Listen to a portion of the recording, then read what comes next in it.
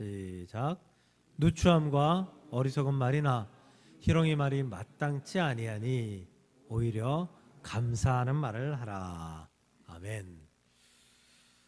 네, 오늘 감사합니다라는 제목입니다. 감사합니다. 감사합니다. 와주셔서 감사하고, 이 자리 여러분의 자리를 지켜주셔서 감사하고, 예배할 때 함께 은혜를 나눌 수 있어서 감사하고 또 감사합니다. 우리 지난주 말씀 혹시 기억나십니까? 제목이라도.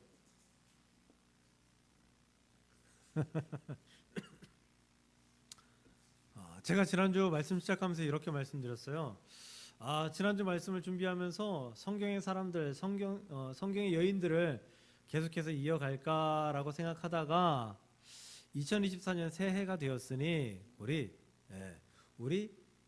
이렇게 말을 하자, 이렇게 말을 하는 한 해가 되자라는 생각으로 말씀을 전했습니다. 첫 번째 말씀은 힘을 내세요입니다. 기억나시죠 이제? 힘을 내세요이고요.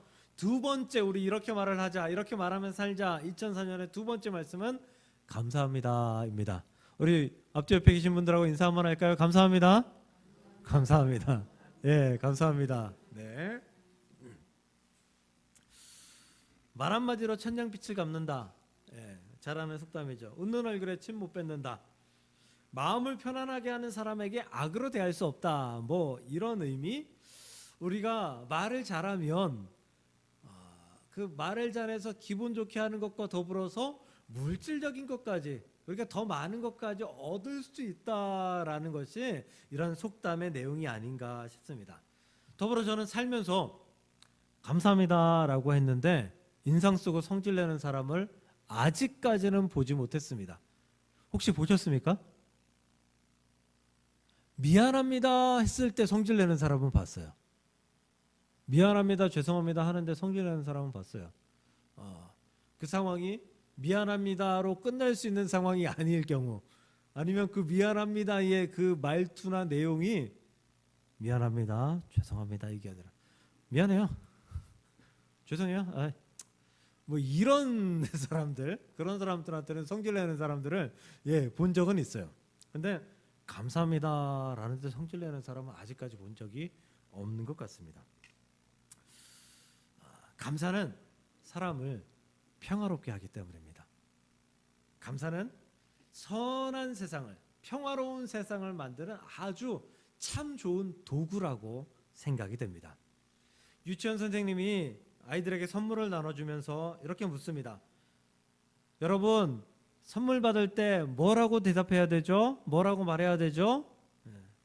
아이들이 모두 어렵다는 듯이 고개를 갸우뚱거립니다. 그래서 선생님이 힌트를 줍니다. 다자로 끝나요. 다자로. 그리고 다섯 글자입니다. 맨 앞에 있던 아이가 손을 번쩍 들고 이렇게 얘기합니다. 뭐 이런 걸 다. 우리는 정답을 알고 있죠? 감사합니다입니다. 감사합니다. 뭐 이런 걸 다. 이것도 뭐 좀 괜찮은 것 같습니다. 그런데 감사합니다 말은 못한 것 같아요. 근데 우리 감사합니다라는 말을 얼마나 자주 하시나요? 자주 하는 것 같기도 하고 아닌 것 같기도 하고 좀 애매한 것 같습니다. 우리가 말할 시기를 놓치거나 아니면 안 해도 알겠지라는 생각으로 감사합니다라는 말을 하지 않고 넘어가는 경우가 생각보다 많은 것 같아요. 우리 제가 일주일을 살아가면서, 제가 주 초부터 이 말씀을 준비를 했거든요. 일주일을 살아가면서 내가 감사하다는 말을 얼마나 많이 하나, 또 좀 더 많이 하자라는 생각으로 살았는데 생각보다 많이 하지 않더라고요. 생각보다 많이 하지 않았어요. 가정을 예로 들면요, 가정에서도 감사하다는 말이 매우 필요한 것 같아요. 가정이 버티는 힘은 서로의 희생과 봉사, 여기서 나오기 때문이에요. 서로가 희생하는 것, 서로를 위해 봉사하는 것에 대해서 감사합니다, 감사해요, 고마워요 라는 말을 했을 때 그 가정이 얼마나 더 화목한지 아닌지 판별 나는 것 같다라는 생각을 해봅니다. 아내가, 혹시 어머니가, 또 누군가가 여러분에게 매일마다 식사를 만들어주면 감사합니다, 잘 먹겠습니다, 잘 먹었습니다 라고 말씀하시나요? 하실 거라고 생각합니다. 잘 먹었습니다는 좀 하더라고요. 예. 근데 제가 일주일 동안 해보려고 밥을 주면 감사합니다 해보려고 마음을 먹었거든요. 잊어버리지도 않았어요. 그런데 밥을 줬는데 감사합니다가 여기서 걸리고 안 나오더라고요. 안 나오더라고요. 버릇이 안 되니까, 습관이 안 되니까 감사합니다라는 말이 안 나와요. 고마워요라는 말이 안 나와요. 참 제가 저를 생각하면서 답답하다, 참 더 답답하다라는 생각을 해봤어요. 예. 다 먹고 나서는 잘 먹었습니다, 잘 먹었어요 이 얘기는 하는데 먹기 전에 이게 고마운 일이잖아요. 예. 근데 안 나오더라고요. 그러면 매일 수고하고 열심히 일하고 돌아오는 남편에게, 아버지에게, 또 가정의 구성원에게 우리 가족을 위해서 애써주셔서 오늘도 감사해요, 고마워요 라는 말을 하십니까? 아니, 이 말 자체가 너무 어색하지 않아요? 너무 어색해요. 제가 이 말을 쓰면서도 너무 어색하더라고요. 이 말을 과연 얼마나 할까? 많이 하지 않는 것 같습니다. 그런데 어색하더라도 감사를 표현해야 됩니다. 아내에게, 부모에게, 엄마에게, 아빠에게, 남편에게, 모두에게 감사를 표현해야 합니다. 감사를 표현하는 가정은 그렇지 않은 가정보다 훨씬 더 화목할 수밖에 없습니다. 하지만 감사를 표현하지 않는 가정, 아예 표현하지 않는 가정은 자신의 희생에 대한 저울에 추를 답니다. 내가 이만큼 희생해, 내가 이만큼 가정을 위해서 일해, 내가 이만큼 가정을 위해 헌신해 라는 생각을 가지고 있어요. 그리고 내가 헌신하기 때문에 이 헌신에 대한 대가, 인정을 받아야 돼 라고 생각하는 경우들이 많다는 거예요. 가부장적인 사회가 그래서 생겨난 거예요. 우리가 보통 남편들이 밖에서 일하고 와서 부부싸움하면서 한다는 얘기가 뭐냐 하면 남편이 밖에서 하는 일이 얼마나 힘들고 어려운 일인데, 바깥 일이 얼마나 중요한데 집에서 그저 살림만 하는 주제에, 이런 얘기 들어보셨나요 혹시? 안 들어보셨길. 근데 이런 이야기를 자연스럽게 하면서 저도 그런 이야기를 하시는 걸 보면서 자랐어요. 내 희생이 너의 희생보다 더 크다. 그러니 나는 너보다 더 대접받아야 된다. 아내는 또 그렇습니다.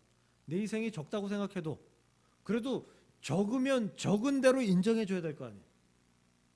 적으면 적은 대로 인정해 줘야 되는데 그 적은 것조차도 완전히 깡그리다 무시하고 인정해 주지 않는다. 심지어 요즘은 가사노동이 더 힘들다고 하잖아요. 더 많이 인정받아야 되는데 인정해 주지 않고 남편만 인정하다 보니까 가부장적인 사회가 됐고, 또 그런 사회적인 문화가 됐고, 인정 못 받는 것에 대해서 분노가 생기고 분노가 폭발하는 그런 가정의 모습들을 가지게 된다라는 거죠. 가정이 화목하지 않은 가정을 보면 내가 더 많이 희생해, 내가 더 많이 일해 라는 생각이 그 밑에 깔려 있다라는 것을 발견하게 됩니다. 감사의 반대말이 뭔지 아세요?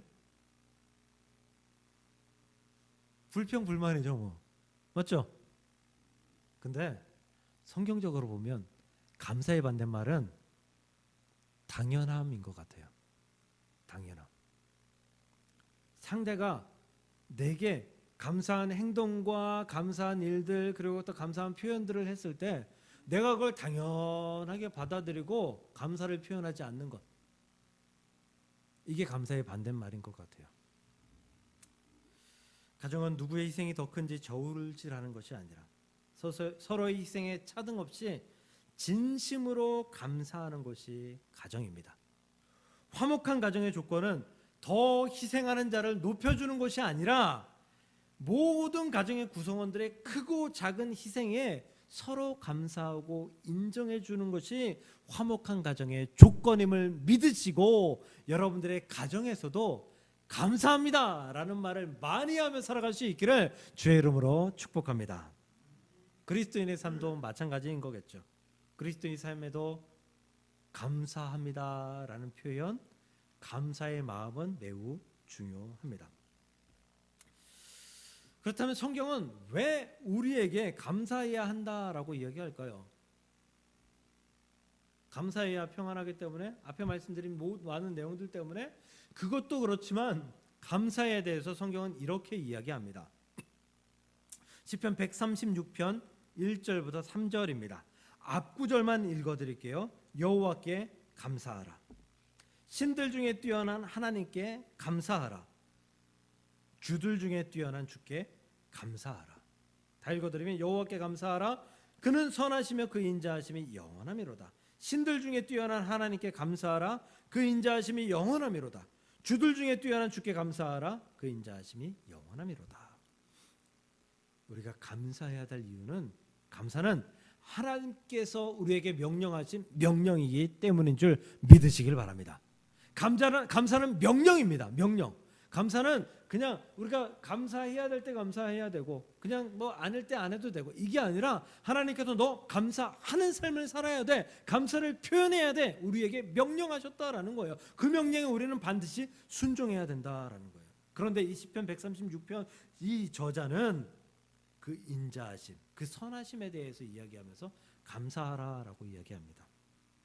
하나님의 인자하심 성품, 하나님의 선하신 성품, 이것은 감사해야 될 조건이라기보다는 하나님께 영광 돌려야 될 조건입니다. 왜냐하면 그 모든 성품들로 인해서 우리가 구원받을 수 있게 되었기 때문이거든요. 그러므로 하나님께 영광 돌려야 될 그런 조건이에요. 그런데 영광은 쏙 빼버리고, 하나님께 대한 영광, 하나님의 존귀, 이런 거 다 빼버리고 감사하라, 감사하라, 감사하라만 지금 이야기하고 있다라는 거죠.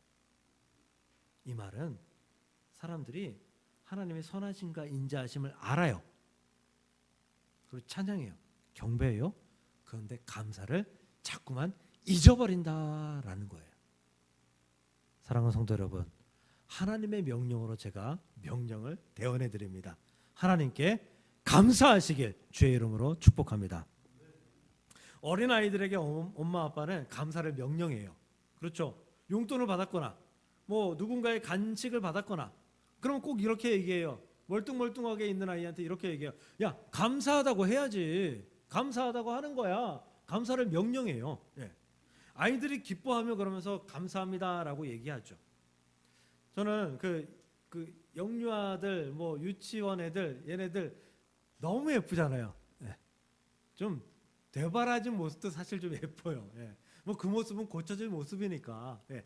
얄미울 때도 있긴 한데 예뻐요, 귀여워요. 예. 그 아이들에게 주려고 저는 예전에 항상 그 제 서랍에 마이쮸, 사탕, 캐러멜, 과자 이런 것들을 항상 놓고 있었어요. 박스로 샀어요. 예. 네, 뭐 마이쮸 하나 사면 1,000원이면 예, 박스로 막 3, 4만 원어치 사놓고 예, 서랍에 넣어놨어요. 예, 애들한테 나눠주려고. 예. 엄마들은 싫어하는 엄마들 많아요. 애 입 썩는다고. 예. 싫어하는 애들은 안 줬어요. 예. 근데 그래도 좋아하는, 감사해야 하는 엄마 아빠들이 있으면 좋고요. 특히 할머니 할아버지랑 같이 있는 애들에게는 다 줬어요. 할머니 할아버지는 그런 거 가리지도 않아요. 예. 자기들이 주니까, 본인들이 주니까. 예. 주면 꼭 감사하다고 해야지라고 명령합니다. 말씀합니다. 그 감사하다는 말과 함께 뭐 안아주기도 하고, 예, 그런 아이들의 모습이 참 즐겁고 행복해서 그런 모습을 가지고 있었는데요. 아이들에게 엄마 아빠가 감사하다고 해야지라고 이야기하는 것처럼 우리도 우리 스스로에게 야, 너 감사하다고 해야지 라면서 살아야 된다라는 거예요. 감사는 하나님의 명령이다라는 것을 믿고 감사에 적극적으로 순종하는 삶을 살아야 된다. 야, 너 감사하다고 해야지. 그리고 감사합니다 라는 말을 하면서 살아야 된다라는 거예요. 아이들은 그저 마이쮸 하나 받고 그 별거 안 되는 1,000원짜리 하나, 예, 그거 받고 행복해하고 즐거워하고 감사합니다라고 명령받고 순종합니다. 근데 우리는 더 큰 걸 받았잖아요. 더 큰 걸 받았다는 것을 이미 깨달은 사람들이잖아요. 하나님께서 주신 구원, 은혜, 하나님 주신 삶, 하나님께서 허락하신 많은 것들, 아까 우리 찬양했잖아요. 모든 것이 은혜입니다. 내게 주어진 시간도, 내게 주어진 사람들도, 내게 주어진 모든 구성 모든 것들이 다 은혜입니다 라고 고백하는데, 하나님께 감사하지 못할 이유가 하나도 없잖아요. 그런데 우리는 그 감사를 자꾸만 잊어버리고 산다라는 것입니다. 우리 스스로에게 감사를 명령하십시오. 우리 스스로에게 감사를 명령하고, 이 목에 걸려서 나오지 않는 그 감사를 뚫어내서 감사합니다, 감사합니다, 고맙습니다, 고마워요 라는 말을 우리가 하면서 살아갈 수 있기를 주님의 이름으로 간절히 축복합니다. 한 수도사가 스승에게 이렇게 질문합니다. 스승님, 한마디의 기도를 해야 된다면 스승님은 어떤 기도를 하실 것입니까? 스승은 이렇게 대답합니다. 내가 단 한마디만 해야 된다면 하나님 감사합니다, 이 기도를 할 것이다. 저도 그렇게 생각합니다. 감사하지 않는 자가 다른 기도를 할 수 있을까요? 못할 거라고 생각합니다. 우리가 할 수 있는 가장 아름다운 기도 표현은 하나님 감사합니다입니다. 누가복음 17장 11절 이하를 보면요, 우리가 잘 아는 10명의 나병 환자를 치유하시는 그런 사건이 등장합니다. 그 10명의 나병 환자가 예수님 앞에 나와서 이렇게 얘기해요. 예수 선생님이 우리를 불쌍히 여겨주소서. 예수님께서 말씀합니다. 야, 너희들 가서 제사장들에게 몸을 보이라. 딴 말씀하시지 않아요. 왜 그렇게 말씀하셨냐면, 이 나병 환자들은 마을에서 떨어진 곳에 살아야 됐거든요. 그러니까 분리돼서 살아야 됐어요. 이게 전염된다고 해서. 그래서 이 사람들이 자신이 살던 곳에서 마을로 다시 들어오기 위해서는 제사장에게 완치 판정을 받아야 됐어요. 그래서 예수님께서 하신 말씀은 이거랑 마찬가지예요. 너 치료 받았으니까 제사장한테 가서 얼굴 보이고 몸 보이고 그리고 확인받고 들어가면 돼. 이 말씀하신 거예요. 그들이 갔어요. 그때는 치유받지 못했던 것 같아요. 예수님 바로 앞에서는. 그런데 가면서 치유받았을 것? 아마 그럴 것 같아요. 제사장들한테 보였더니 몸이 깨끗이 치유받았음이 보였잖아요. 그렇다면 이 10명이 다 감사하지 않았을까요? 우리는 성경의 내용을 너무 잘 알아서 탈이에요. 한 명만 와서 감사하다고 했잖아요. 맞죠? 이걸 너무 잘 알아서. 근데 제 생각은 거기서 제사장 앞에서 몸이 치유받음을 깨달았던 그 순간 다 감사했을 거예요. 아니, 아무리 약한 자도 자신의 불치의 병이 치유가 되었다라는 사실, 기적적으로 치유되었다라는 사실을 깨닫게 된다면 자신을 섬기는 신, 아니 섬기지 않더라도 누군가에게 감사하다고 생각할 거예요. 와, 감사한 일이다, 행복한 일이다 생각할 거예요. 기뻐할 거예요. 이 10명 모두 감사했을 거예요. 그런데 10명 모두 감사했는데 그 감사를 말하고 표현하기 위해서 예수님을 찾은 사람은 한 사람뿐이었다라는 거죠. 그 감사의 마음은 우리 안에 들어온다라는 것. 감사의 마음이 들어왔어요. 근데 이 감사의 마음이 들어온 것에 대해서 표현하는 것이 그만큼 어렵다는 것을 방증하는 것이 이 10명의 나병 환자의 치유 사건이었다라는 거예요. 예수님의 권능으로 10명의 나병 환자 모두 고침을 받았습니다. 감사했을 것입니다. 그러나 한 명만 예수님 앞에 나왔습니다. 오늘 원로 목사님이 못 오셨네요. 연락이 없어서 당연히 오실 줄 알았는데 못 오셨네요. 뭐 별일이 없으시기를 바라고요. 또 편찮으시면 안 될 것 같은데, 원로 목사님께 참 감사합니다. 제가 표현을 못해서 감사합니다. 그 공주에서 여기 올라오시는 게 쉬운 일이 아니거든요. 근데 매주 또 토요일에 운전하고 올라오시는데, 지난번에 그런 이야기를 들었어요. 가끔 조신다고 깜빡깜빡 조신다. 굉장히 위험하거든요. 그럼에도 불구하고 교회를 사랑하는 마음으로 찾아오십니다. 너무 감사합니다. 얼굴을 대고 맞대고 감사합니다. 그렇게 해주셔서 감사합니다라고 표현하는 게 쉽지 않잖아요. 네. 그래서 이 자리를 빌어서 감사하다고 말씀드리고 싶습니다. 그래서 제가 감사를 표현하지 못해서 그동안에 그 이야기를 듣고 토요일마다 기도합니다. 네. 물론 성도님들을 위해서 기도하는데 그때 원로 목사님을 위해서는 꼭 운전하실 때 안전하게 오실 수 있도록 지켜달라고 기도합니다. 네.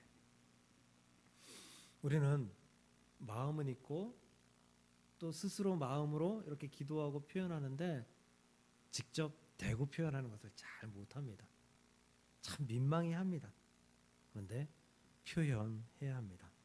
왜냐하면 감사는 말하고 표현하지 않으면 잘 전달되지 않기 때문입니다. 매월 1일이 되면 월말이나 1일이 되면 단체 메시지가 오는 곳이 몇 개 있어요. 꽤 있어요, 저한테. 목사님들이 보내고 아는 사람들이 보내요. 그럼 저는 그거 어떻게 할까요?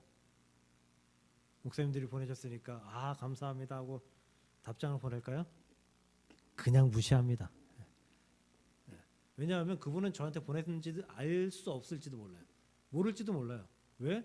그냥 보내기 전체 클릭해가지고 다 보냈으니까 저한테 보냈는지도 몰라요. 특히 제가 답장도 안 하니까 저한테 보냈는지 모를 거예요. 그 내용은 별것도 없어요. 그냥 한 달 잘 살라고 그냥 한마디 적은 뭐 그런 문자예요. 뭐 그걸 무시하는 건 아니에요. 근데 거기에는 답장하지 않아요. 굳이 답장할 필요가 없다고 생각하기 때문에.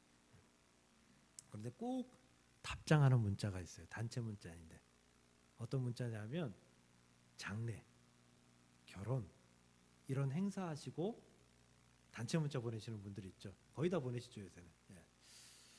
물론 그 장례 그 또 결혼 그 주관한 그쪽에서 문자를 대신 보내주거나 아니면 문구를 다 보내줘가지고 조금 수정해가지고 이렇게 보내는 거 알아요. 근데도 단문을 합니다. 왜냐하면 그런 위로, 그런 감사, 그런 축복은 하면 할수록 내 마음이 더 많이 전달되기 때문입니다. 하면 할수록 마음이 잘 전달되기 때문이에요. 그런 통계가 있더라고요. 우리가 감사의 마음을 전할 때 한 번 했을 땐 별로 전달이 안 된대요.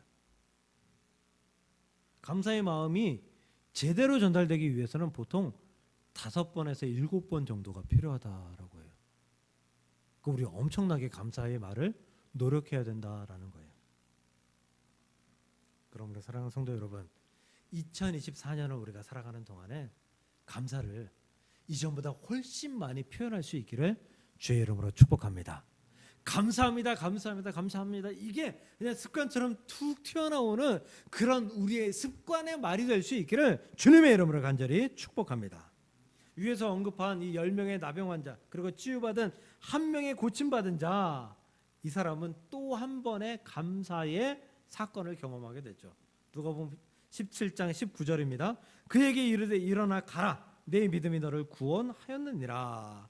나병에서 노임받은 축복을 얻었고요. 이미 얻었고요. 그리고 이제 죄에서 노임받은 축복을 또 얻습니다. 구원을 선물로 받았다라는 거죠.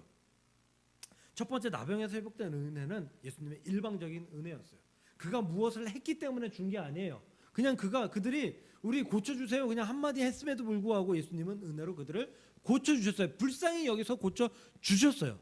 그런데 구원은 우리가 어떤 행위나 대가로 얻는 것이 아니다라는 것을 알고 있지만 구원에는 반드시 조건이 필요해요. 어떤 조건이요? 믿음이요.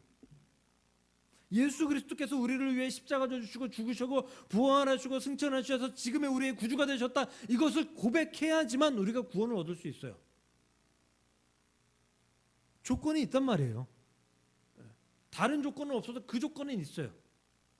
지금 이 사람은 예수님 앞에 와서 예수님 감사합니다 라는 표현을 했을 때 예수님은 이 사람을 보시고 그 감사의 표현을 보시고 그에게 믿음의 있음을 보셨다라는 거예요. 그가 그냥 감사합니다라고 하고 믿음은 없는데 예수님께서 네가 네 죄에서 노임받았다, 너 구원받았다라고 말씀했을까요? 아닐 거예요. 예수님은 그 안에서 믿음을 확인하고 그가 예수 그리스도를 정말 구주로 믿고 시인하는 모습이 그 안에 있다는 것을 발견했기 때문에 내 죄에서 노임 받았다라고 선포하셨다라는 것이죠. 감사하는 자에게 믿음이 있고 그 감사의 믿음을 통해서 예수님은 우리에게 구원의 확신을 허락하신다라는 사실입니다. 감사하는 자에게 하나님은 더 큰 감사의 제목을 허락해 주신다라는 거죠. 제가 기도할 때마다 감사 기도할 때마다 기도하죠. 헌금 기도할 때마다 감사의 이 감사 예물 이 예물보다 더 큰 감사의 제목을 드릴 수 있도록 축복해 달라고 기도합니다. 그게 바로 하나님께서 감사를 얼마나 기뻐하시는지 알기 때문인 것이죠. 다니엘서 6장 10절을 보면요, 이런 성경 말씀이 있습니다. 다니엘이 이 조서에 왕의 도장이 찍힌 것을 알고도 자기 집에 돌아가서는 윗방에 올라가 예루살렘으로 향한 창문을 열고 전에 하던 대로 하루 3번씩 무릎을 꿇고 기도하며 그의 하나님께 감사하였더라. 왕 외에 다른 이에게, 다른 신에게 기도하면 죽는다. 이게 이 조서에 있는 내용이거든요. 근데 다니엘이 그 조서를 보고도 하루 3번 기도하던 대로 가서 기도하고 감사했다라는 말씀이에요. 그리고 나서 사자굴에 들어가죠.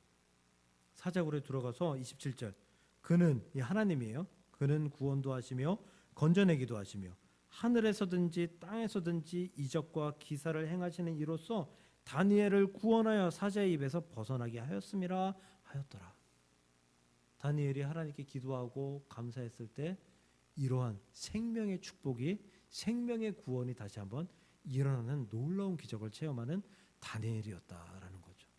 다니엘은 이전보다 이 사자굴의 축복을 얻은 이후에 더 큰 믿음에 하나님의 사람이 되어서 살아나갔다라는 거예요. 다니엘은 총리였다라고 하죠. 총리. 그런데 다니엘이 총리의 기간을, 총리 재위한 기간이 약 한 60년 가까이 되었을 것이다라고 추측을 해요. 60년. 다니엘이 10대 시절에 바벨론의 포로가 되었죠.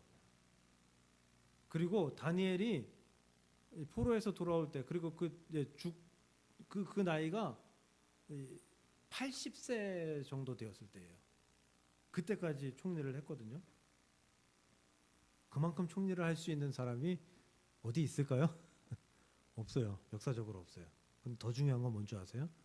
아까 바벨론의 포로로 갔다 그랬죠. 바벨론의 느부갓네살 왕의 총리가 되었어요. 느부갓네살. 그리고 느부갓네살 왕이 죽고 벨사살 왕이 됩니다. 근데 벨사살 왕의 총리가 됩니다. 우리 조선시대 보면 영의정 좌의정들이 뭐 이렇게 역모를 해가지고 반란을 해가지고 또다시 정권을 잡지 않는 이상 다음 왕이 되었을 때, 왕위가 바뀌었을 때 그 관직을 유지하는 경우가 거의 없죠. 거의 없어요. 다 숙청되거나 쫓겨나거나 제거됩니다. 자신의 사람들을 다 그 위에 올려놓죠. 근데 왕이 바뀌었는데 관직을 유지해요. 그대로. 그런데 더 웃긴 건 뭔지 아세요? 더 중요한 건 이 바벨론이 페르시아에 의해서 멸망을 당합니다. 멸망을 당해요. 그러면 이 바벨론의 총리였던 이 다니엘도 숙청을 당하는 것이 당연한 거죠. 근데 바사 왕 고레스 시절에도 다니엘은 총리를 합니다. 아니, 왕이 바뀌었을 땐 정말 너무 훌륭하고 너무 뭐 어떻게 해도 그를 흠잡을 수 없으니까 또 총리가 되었구나라고 이해할 수 있어요. 조금이라도 이해할 수 있어요.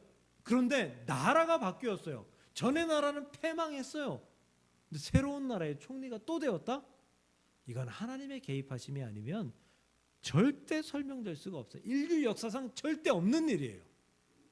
다니엘이 하나님께 기도하고 감사하는 사람이었기에 받은 하나님의 축복, 역사, 개입하심이었다라는 것입니다. 말씀을 정리합니다. 데살로니가전서 5장 16절에서 18절 우리가 너무도 잘 알죠.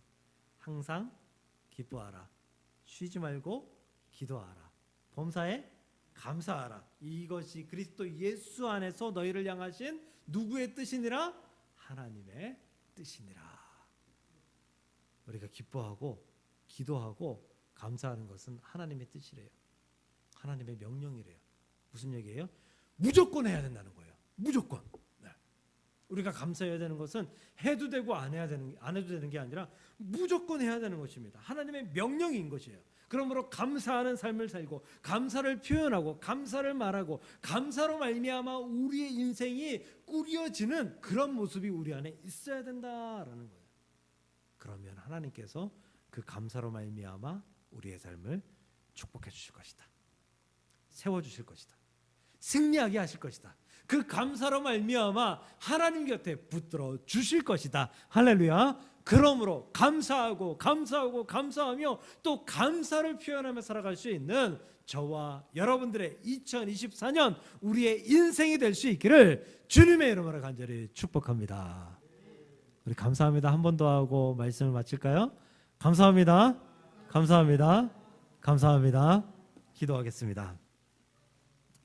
하나님 감사합니다. 하나님의 명령 우리가 준행하며 살아가는 그리스도인이기에 그 명령인 감사 우리가 하며 살아가겠습니다. 아버지 마음에 품은 감사와 더불어 입술로 표현하고 행동으로 표현하는 그런 하나님의 백성으로서 감사합니다.